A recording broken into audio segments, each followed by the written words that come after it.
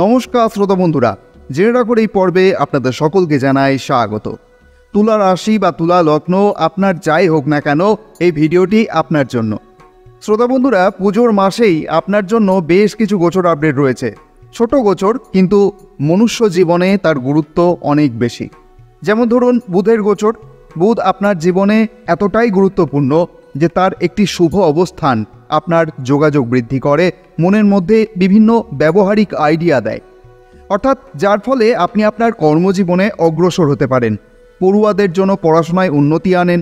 বুধের শুভ অবস্থান আপনাকে তীক্ষ্ণ বুদ্ধি সম্পন্ন করে তোলে। আপনি যে কোনো সমস্যার মধ্য থেকে খুব দ্রুত কেটে বেরিয়ে আসতে পারেন। সমাজে আপনার প্রভাব থাকে, কথাবার্তায় একটি যুক্তি থাকে যে আপনাকে একটি উচ্চ অবস্থানে নিয়ে যায়। কিন্তু সেই বুধ যদি একটি খারাপ অবস্থায় থাকেন, তবে জীবনে বিভিন্ন সমস্যা দেখা দেয়।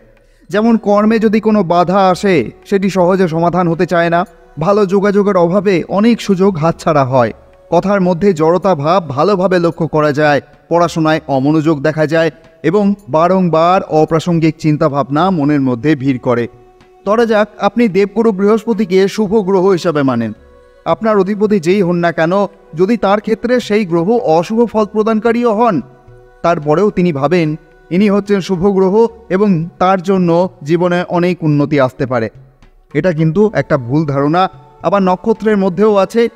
অনেকেই বলেন পুষ্যা নক্ষত্র দারুণ নক্ষত্র, ভালো নক্ষত্র, কিন্তু অবশ্যই নিজের জীবনের ক্ষেত্রে একটা বিষয় দেখতে হবে যে কোন নক্ষত্র, কোন গ্রহ আপনার জন্য শুভ ফল প্রদানকারী, আর কোন গ্রহ, কোন নক্ষত্র আপনার জন্য অশুভ ফল প্রদানকারী বা নিউট্রাল অবস্থানে আছে।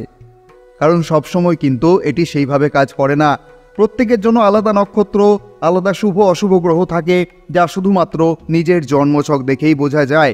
তাই আপনি যদি এমন ভ্রান্তি নিজের মধ্যে বয়ে নিয়ে চলেছেন, তবে এখনও সতর্ক হয়ে যান। খুঁজে বের করুন কোন গ্রহ আপনার জন্য শুভ, কোন গ্রহ আপনার জন্য অশুভ, এবং সেই মতে শুভ গ্রহের আরাধনা এবং অশুভ গ্রহের উপায় করার মাধ্যমে আপনি জীবনে একটি নতুন উচ্চতা লাভ করতে পারেন।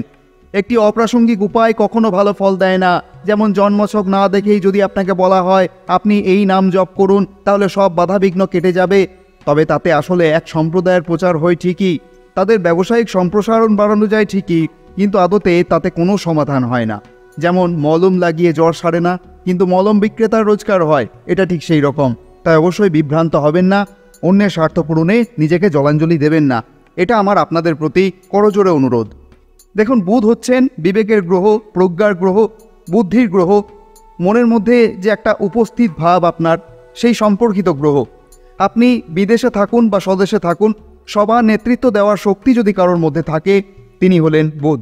আর এই বুধ বসে আছেন আপনার লাভের ঘরে সূর্যের সাথে, সিংহ রাশিতে। তো এর মানে কি দাঁড়ালো? এর মানে দাঁড়াচ্ছে আপনার জন্য এখানে বুধাদিত্য নামক রাজযোগ কিন্তু তৈরি হচ্ছে। আয়ের উৎস প্রবল হচ্ছে, নিশ্চিন্ত থাকুন, আয়ের উৎস ভালো হবে, খুবই ভালো হবে। কিন্তু প্রশ্ন হলো কতদিন পর্যন্ত? এটা থাকছে 17 সেপ্টেম্বর পর্যন্ত। 17 সেপ্টেম্বর পর্যন্ত সূর্যদেব এখানেই থাকবেন। দীর্ঘ 1 বছর পর কিন্তু তিনি সিংহ রাশিতে অর্থাৎ স্বগৃহে এসেছেন। আবার কেতুর সঙ্গে সূর্যদেব দীর্ঘ 18 বছর পর যুগল অবস্থায় সিংহ রাশিতে অবস্থান করছেন।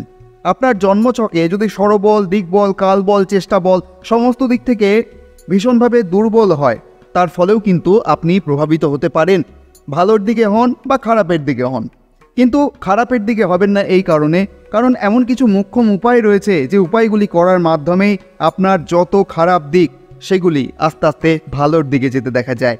কারণ আপনার জন্মছকে যদি কোনো একটি গ্রহ ভালো অবস্থানে থাকেন, তাহলেও আপনি অর্থনৈতিক দিক থেকে হোক বা অন্যান্য দিক থেকে হোক আপনি একটি শক্তিশালী অবস্থান লাভ করতে পারেন। পৈতৃক সম্পত্তি, পিতার সঙ্গে সম্পর্ক, আত্মীয় স্বজনদের সাথে সম্পর্ক, এসব ক্ষেত্রে উন্নতি হতে দেখা যায়।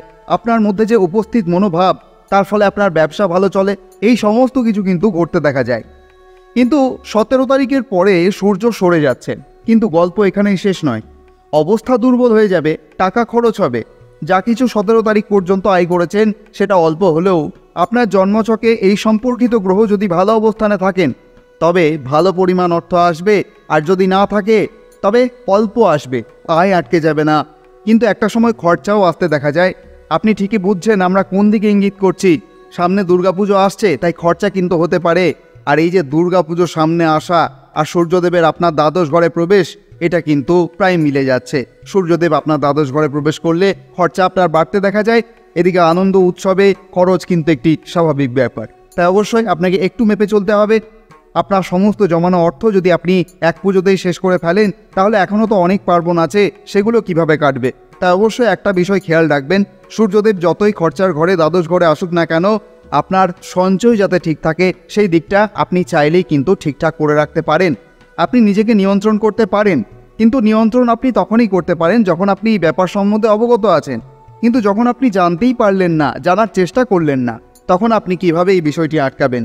তাই আপনি খরচা করে যাবেন কিন্তু সঞ্চয় করতে পারবেন না, আর দিনের শেষে ভাববেন যে আপনার তো খরচাই ছিল কপালে, তাই খরচাই হয়ে গেল। কিন্তু একদম না। অবশ্যই আমাদের সমস্ত আপডেটগুলি দেখুন, চ্যানেলটিকে সাবস্ক্রাইব করে রাখুন, যাতে আমাদের প্রত্যেকটা আপডেট আপনি সময় মতো পেতে পারেন এবং সেই মতো আপনি সতর্ক হয়ে যেতে পারেন যদি কোনো খারাপ প্রভাব আপনার মধ্যে আসতে দেখা যায় তো। আর জীবনে কিছু ভালো সম্ভাবনা এলে সেটাও কিন্তু আমাদের মাধ্যমে আপনি জানতে পারেন। একটা কথা অবশ্যই খেয়াল রাখবেন, আমরা কিন্তু আপনাকে কোনোভাবে বিভ্রান্ত করতে চাই না, আর একই সঙ্গে আমরা কোনো কুসংস্কারকে কিন্তু প্রাধান্য দিই না। তাই অবশ্যই বারংবার বলছি, বিভ্রান্ত হবেন না।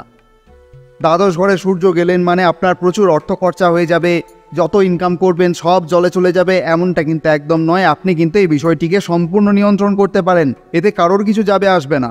যা থাকবে আপনারই থাকবে, যা খরচ করবেন আপনার থেকেই চলে যাবে, আপনারই সঞ্চয়ে প্রভাব পড়বে। তাই অবশ্যই এই দিকটি খেয়াল রাখবেন। দেখুন, সূর্যদেব তো 17 তারিখে আপনার দ্বাদশ ঘরে যাবেন, কিন্তু বুধ 15 তারিখেই চলে যাচ্ছেন। তবে যখনই বুধ আপনার দ্বাদশ ঘরে অর্থাৎ কন্যা রাশিতে যাবেন, তখন কিন্তু বুধ সেখানে উচ্চ অবস্থায় থাকবেন। এর ফলে কি লাভ হবে? লাভ হবে এই যে আরও 2 কদম করে আগে এগিয়ে যাবেন। বুধ আপনার উচ্চ অবস্থায় থাকবেন ঠিকই, কিন্তু তিনি দ্বাদশ ঘরে উচ্চ হবেন, অর্থাৎ আপনার কাছে অর্থ সঞ্চয়ের একটা প্রবল যোগ কিন্তু দেখা যাচ্ছে।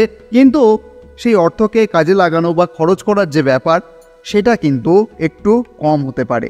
তবে সূর্যদেবের এই যে দ্বাদশ ঘরে অবস্থান আপনাকে স্বাস্থ্যের দিক থেকে একটা ভালো সময় বলা যায়। পুজোর সময় আপনার স্বাস্থ্য ভালো থাকছে, ফলে পুজোয় আনন্দ কিন্তু আপনার থাকছে।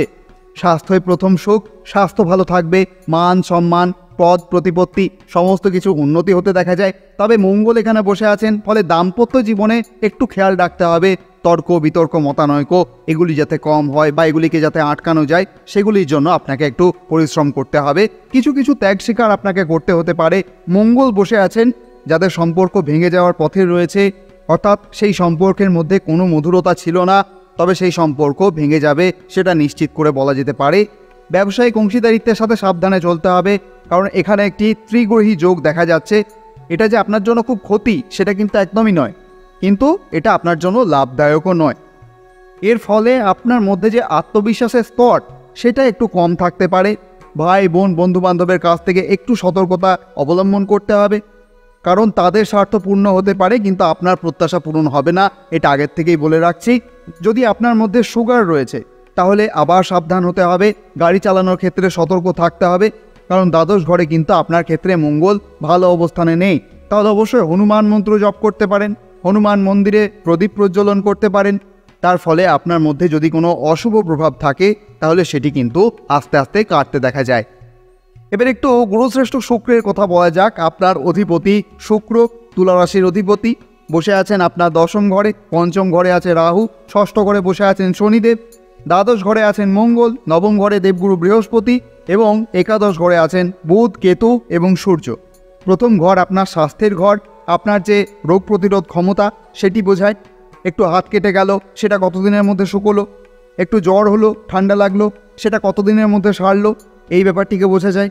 খাওয়া দাওয়া নিয়ে একটু খেয়াল রাখতে হবে, পেট সম্পর্কিত বিষয়ে অবশ্যই আপনাকে খেয়াল রাখতে হবে, নাহলে ছোটোখাটো জিনিস নিয়ে একটু সমস্যা হতে পারে।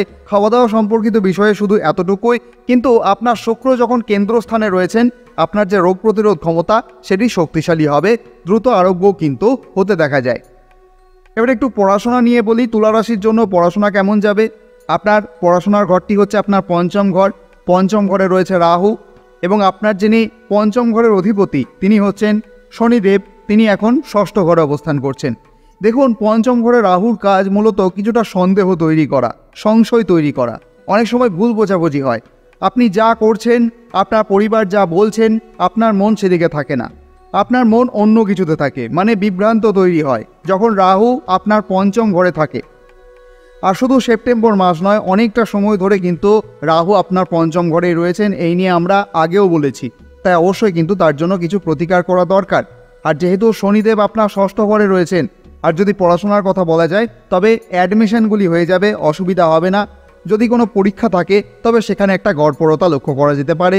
তবে আপনার জন্মছকে যদি পড়াশোনার যোগ খুব শক্তিশালী হয়, পঞ্চম ভাব শক্তিশালী হয়, তবে সেটা আলাদা কথা। আমরা এখানে শুধু গোচরের কথা বলছি। এখানে বর্তমান সময় অনুসারে যা দেখা যাচ্ছে, এখানে একটা গড়পড়তা কিন্তু লক্ষ্য করা যাচ্ছে। যদিও পুজোর মাস, এখন নতুন করে আর কি পড়াশোনা হবে, তবে পুজোর পরে কিন্তু আবার পড়াশোনায় মনোযোগ দিতে হবে, সেটা লিখে রাখুন। এবার একটু প্রেম সম্পর্ক নিয়ে বলি, কারণ বেশি প্রশ্ন এই সম্পর্কেই আসে। আপনার প্রেম জীবন কেমন যাবে? পঞ্চম ঘর পড়াশোনার ঘর, পাশাপাশি কিন্তু প্রেম সম্পর্কিত বিষয়টিও কিন্তু এই পঞ্চম ঘর থেকেই দেখা হয়। আর সন্তানের ঘরটাও কিন্তু এই পঞ্চম ঘর। পঞ্চম ঘরে রাহু আর পঞ্চমপতি শনি ষষ্ঠ ঘরে। তাহলে আপনার প্রেমের জীবনে আপনার যিনি সঙ্গী রয়েছেন তার মধ্যে একটা মুডি স্বভাব কিন্তু দেখা যেতে পারে, মেজাজে ওঠানামা দেখা যেতে পারে। রাহু পঞ্চম ঘরকে প্রভাবিত করছে, বিভ্রান্তি তৈরি করছে। রাহু কিন্তু ছায়াগ্রহ, রাহু প্রকৃত কোনো গ্রহ নয় এবং কোনো অধিপতিত্ব কিন্তু তার নেই, ছায়াগ্রহ।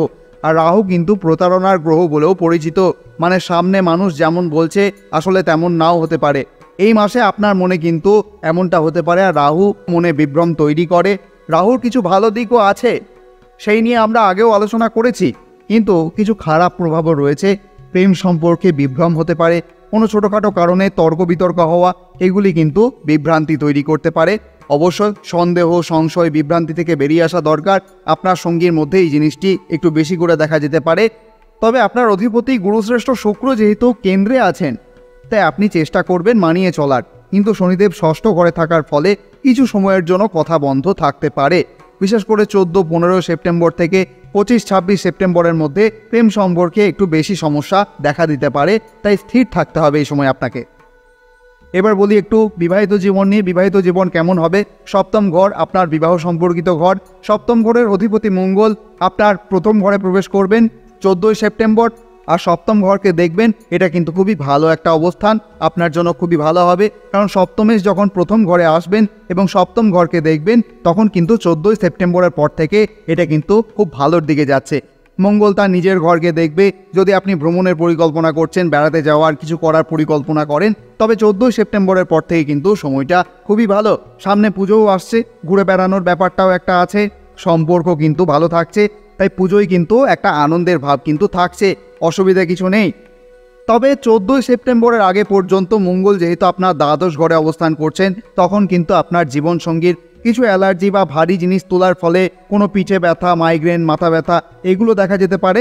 তবে খুব বেশি বলা যায় না, এগুলি কিন্তু ছোটোখাটো সাধারণ ব্যাপার বলা যায়। কিন্তু 14 সেপ্টেম্বরের পর কিন্তু এই উপসর্গগুলি কিন্তু আর থাকতে দেখা যায় না।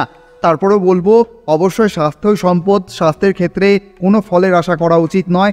যদি কোনো সমস্যা থাকে অবশ্যই চিকিৎসকের পরামর্শ নেওয়া উচিত। এবার একটু ভাগ্য, কর্মজীবন আর ব্যবসা সম্বন্ধে কিছু বলি। আপনার নবম ঘরটি ভাগ্যের ঘর, আবার এই ঘরটিকে আপনার কর্মজীবনেরও কিছু ক্ষেত্রে ঘর ধরা হয়। আপনার যিনি ভাগ্যবতী তিনি হচ্ছেন বুধ, আর আপনার ভাগ্যবতী আপনার একাদশ ঘরে বসে আছেন, আয়ের ঘরে। এখন ভাগ্যের অধিপতি বুধ যখন আপনার একাদশ ঘরে আছেন আর দ্বাদশ ঘরে যাবেন, উচ্চে গিয়ে বসবেন, এটা কিন্তু খুব ভালো একটা ব্যাপার। এখানে যদি আপনি দূর দূরান্তের কাজ করার কথা ভাবছেন, দীর্ঘ ভ্রমণের, কিছু পরিকল্পনা করার, কিছু বিনিয়োগ করার, কিছু কেনা বা বিক্রি করার, তাহলে বলা যায় আপনি অবশ্যই এগুলোর মধ্যে দিয়ে যেতে পারেন। বুধ আপনার উচ্চে থাকবেন, এটা কিন্তু আপনার জন্য খুব ভালো একটা সময়। আর বিশেষ করে 15 সেপ্টেম্বরের পর আমরা বলবো ভাগ্য কিন্তু আপনার উজ্জ্বল থাকবে। তাই সমস্ত দিকটাই কিন্তু আপনার জন্য বেশিরভাগ ক্ষেত্রেই ভালো দেখা যাচ্ছে। কর্মজীবনের ব্যাপারে যদি বলি, কর্মের অধিপতি চন্দ্র আর শুক্র আপনার দশম ঘরে বসে আছেন, যিনি আপনার রাশি অধিপতি, লগ্ন অধিপতি। এবারে দশম ঘরে যখন অধিপতি রয়েছেন, তখন কিন্তু আপনি আপনার সমস্ত আবেগ দিয়ে, আগ্রহ দিয়ে, মন প্রাণ দিয়ে কাজ করে চলেছেন। আর শুক্র যখন আপনার একাদশ ঘরে চলে যাবেন 15 সেপ্টেম্বর, তখন কিন্তু আপনার পদোন্নতির জন্য, অর্থের জন্য, কর্মজীবনের জন্য বেশ উদ্যোগী থাকবেন, খুব মন দিয়ে কাজ করবেন। তবে সূর্যদেবের আশীর্বাদও কিন্তু থাকছে। যদি আপনার চাকরি না থাকে, চেষ্টা করছেন, তবে গোচর হিসাবে 17 থেকে 18 সেপ্টেম্বরের আগে পর্যন্ত চাকরি পাওয়ার সম্ভাবনা কিন্তু একটা জোরদার লক্ষ্য করা যাচ্ছে। কারণ এখানে বুধ উচ্চে যাবেন, সূর্য স্বরাশিতে, শুক্র কেন্দ্রস্থানে, এবং বৃহস্পতি ত্রিকোণে, তাই খুব ভালো একটা গোচর কিন্তু রয়েছে। সাড়ে সাথী নেই, ঠাইয়া নেই, তাই চাকরি পাওয়ার সম্ভাবনা কিন্তু ভালো। ভগবানের আশীর্বাদী হাত আপনার মস্তক স্পর্শ করুন, আপনি ভালো থাকুন, আনন্দে থাকুন, এই প্রার্থনা করি। আপনি যদি এই ভিডিওটি থেকে একটু উপকৃত হয়ে থাকেন তাহলে অবশ্যই কমেন্টে লিখতে ভুলবেন না জয় মা তারা, জয় বাবা বামদেব। আজকের মতো তাহলে বিদায়, আবার কথা হবে অন্য কোনো পর্বে। ধন্যবাদ।